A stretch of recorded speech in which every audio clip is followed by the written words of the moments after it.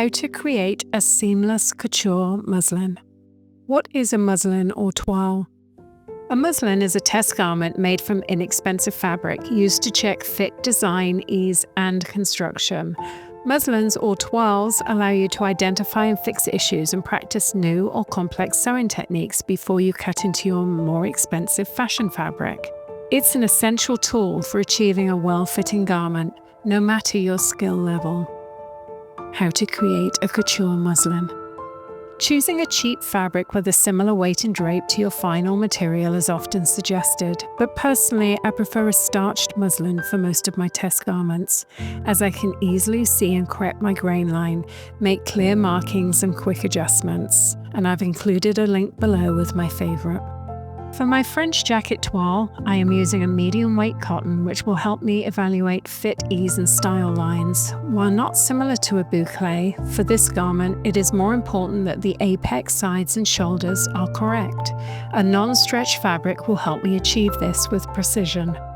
The Joan and Amelia French Jackets come with a 5/8 of an inch seam allowance as well as a seam-free couture option. If the pattern you are using has an included seam, remove it now before continuing. For this demonstration, I am using the Joan pattern in A0.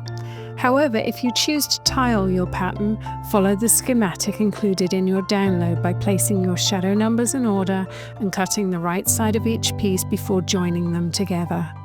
For rows 2 to 5, also trim the top of each page to reduce overlap. From there, rough cut each piece before cutting along the sizing lines of your choice. I always recommend matching your measurements to the bust for accurate sizing with our French jacket, which features a steep, beautifully fitting princess seam. It is far easier to add or reduce at the waist and hips than at the princess seam, and don't forget to check your measurement square before starting. To begin, lay your pressed muslin out as a single layer with the selvage at the end of a table if possible. Place each pattern piece right side up and leave at least 2 inches between them. Line your selvage to your grain line and pin well.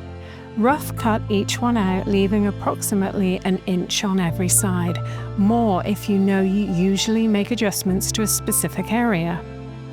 Cutting each piece individually ensures a correct grain line while also incorporating all the necessary seam allowance. A 5/8 of an inch pattern has a scant amount for meaningful alterations, but building in that extra seam allowance now lets us alter ease, fit and length easily. And while there are many ways to mark a muslin, such as waxed paper, transfer pens and chalk, to name a few, I prefer to use a Sharpie to draw around my paper pattern, adding notches, marks and your grain line. It makes details easy to see, especially when fitting yourself. A muslin does not need to be pretty. This is a purely functional fit garment. Once all your pertinent information has been transferred, remove your pattern and clearly mark the garment, including the size and the piece itself, such as side, back. If a pattern is new to me, I also note whether seam allowance is included or not. And if you'd like to see or indeed feel your pattern on both sides, run a sewing machine stitch along the black lines. Now repeat the process for the other half of the garment by flipping your pattern pieces right side down on a single layer of muslin. When each section has its duplicate, lay them out and check you have a complete garment before putting those pattern pieces away. How to sew the princess seam. The Joan and Amelia has a steep, beautifully drafted curve with lots of bias shaping, and it can be a little tricky to sew the first time, but I promise it's worth the extra effort. I've been lucky enough to test this garment on dozens of students in my classes, and the fit adjustments have always been minimal, if any were needed at all. Begin by matching all the notches first before pinning from the apex to the shoulder, easing slowly. Sew this curve with the ease section facing up, beginning at the hem, keeping the fabric taut as you feed it through the machine. When sewing a muslin, set the machine to the longest stitch, use a different color thread for easy removal, and backstitch at the beginning and end of each section. Now press every seam well using a ham or chest press if possible. Sleeves. Both jacket options include a 3-piece sleeve pattern. This sleeve is used to create a better, more defined fit around the shoulder. allowing for greater movement and comfort. It works by shifting seam lines to create a sculpted shape and to avoid bulk under the arm, which is particularly useful for high-end tailoring and Chanel-style jackets.